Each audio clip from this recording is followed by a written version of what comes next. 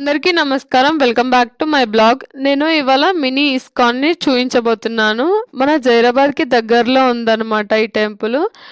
ఇది మినీ ఇస్కానో కాదో నాకైతే తెలీదు. కానీ నాకు సేమ్ మినీ ఇస్కాన్ లాగా అనిపించింది ఈ టెంపుల్‌ని చూడగానే. టెంపుల్ అని చెప్పేసి అడవిలో తిరుగుతుందేంట్రా అనుకుంటున్నారా? సో, మనం ఇక్కడ నుండే వెళ్ళాలి. ఈ టెంపుల్‌కి వెళ్ళాలి అనుకుంటే అందుకనే ఈ వే చూపిస్తున్నా అనమాట మీకు. జహీరాబాద్ నుండి దగ్గరలోనే ఉంది ఈ టెంపుల్. కానీ ఏదో అడవిలోకి వెళ్ళిన ఫీలింగ్ వచ్చింది అక్కడ వెళ్తుంటే. సో, రేజింతల నుండి అయితే ఒక 1 ½ కిలోమీటర్ ఉంటుండొచ్చు మేబీ.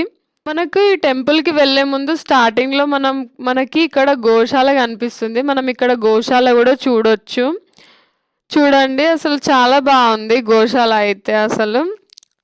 గోమాత లేనిదే మనం లేం కదా! అందుకని నాకు గోమాత అంటే చాలా ఇష్టం. గోమాత ఉంది కాబట్టే కదా మనం బ్రతుకుతున్నాము. గోశాల నుండి కొంచెం ముందుకు వెళ్తే మనకు ఈ టెంపుల్ కనిపిస్తుంది. కృష్ణుడి టెంపుల్. చూసారు కదా! సేమ్ మినీ ఇస్కాన్ లాగే అనిపించింది కదా! నాకు ఈ టెంపుల్ చూడగానే మినీ ఇస్కాన్‌లా అనిపించిందనమాట. థంబ్‌నెయిల్ గూడా అందుకే అలా పెట్టాననమాట. జైరాబాద్‌కి దగ్గరలో ఉన్న మినీ ఇస్కాన్ టెంపుల్ అని జెప్పి. సో, టెంపుల్ చూసేద్దాం ఒకసారి. నేను చిన్నప్పటి నుండి ఇక్కడ రేజింతల సైడ్ వెళ్తా గానీ, ఈ టెంపుల్ ఎప్పుడు చూడలేదు అసలు. తెలీదు గూడా నాకైతే. మీలో ఎవరికైనా ఇంతకు ముందే ఈ టెంపుల్ తెలుసా? కమెంట్ చేయండి.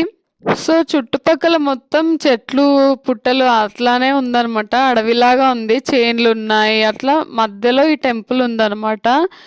ఇక్కడ వ్యూ అయితే చాలా అనిపిచ్చింది. పీస్‌ఫుల్‌గా ఉంది వ్యూ అయితే. సో, టెంపుల్ మొత్తం రౌండేస్తున్నాం గదా! ఇంకా కృష్ణుడిని చూసేద్దాం రండి ఇంకా లేట్ చేయకుండా. చూసారా ఎట్లా ఉంది? బావుంది కదా! నాకైతే సింపుల్‌గా, స్వీట్‌గా చాలా అనిపిచ్చింది టెంపుల్. చాలా సింపుల్‌గా ఉంది. బట్ బావుంది. చాలా బావుంది. మనకి ఇస్కాన్ అనగానే మనకేం గుర్తుకొస్తుంది? ఇస్కాన్‌ని స్థాపించిన వారు ఎవరు? శ్రీ ప్రభుపాదుల వారు. మనకు ఇస్కాన్ అని చెప్పగానే ప్రభుపాదుల వారే గుర్తుకొస్తారు కదా! మరి ఇస్కాన్ టెంపుల్ అని ఎందుకన్నానంటే ఇందుకే అనమాట. అక్కడ ప్రభుపాదుల వారు కనిపించారు. అందుకని నేను మినీ ఇస్కాన్ అని చెప్తున్నా అనమాట. టెంపుల్‌కి దగ్గరలో గురుకులం గూడా ఉంది. అంటే గురుకులం అంటే అక్కడ భగవద్గీత బోధిస్తారు గదా వాళ్ళకి. వాళ్ళు మనలాగా ఇంకా ఏం నేర్చుకోరనమాట. స్కూల్‌లో నేర్చుకున్నట్టు అన్ని సబ్జెక్ట్స్ ఉండవు వాళ్ళకి. ఓన్లీ భగవద్గీత, శాస్త్రాల గురించి చెప్తారు వాళ్ళకి.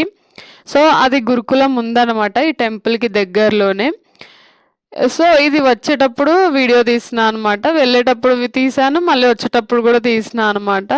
సో, నాకైతే ఈ టెంపుల్ చాలా బాగా అనిపిచ్చింది. సింపుల్‌గా ఉంది. బట్ చాలా బావుంది. అసలు నాకైతే సూపర్‌గా నచ్చింది అసలు చూడగానే.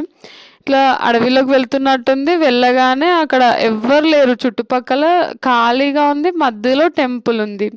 దగ్గర ఓన్లీ గురుకులం ఉంది. అంతే ఇంకా ఏం లేవింక అక్కడ. చాలా బావుంది ప్లేస్ అయితే. నాకైతే చాలా బాగా అనిపిచ్చింది. జైరాబాద్ వాళ్ళు ఎవరైనా వెళ్ళాలి అనుకుంటే వెళ్ళండి. అసలు భగవద్గీతనే నేర్చుకోవాలి ప్రతి ఒక్కరు. బట్ మనకేమో భగవద్గీత ఇప్పటివరకి అసలు ఏం తెలీదు. ఐడియా గూడా లేదు. ఏదో కొన్ని శ్లోకాలు తెలుసు అంతే మనకి. అంతకంటే మించి మనకి ఏం తెలీదు.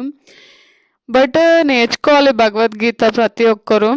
ట్రై చేయాలి కొంచెం కొంచెంగా.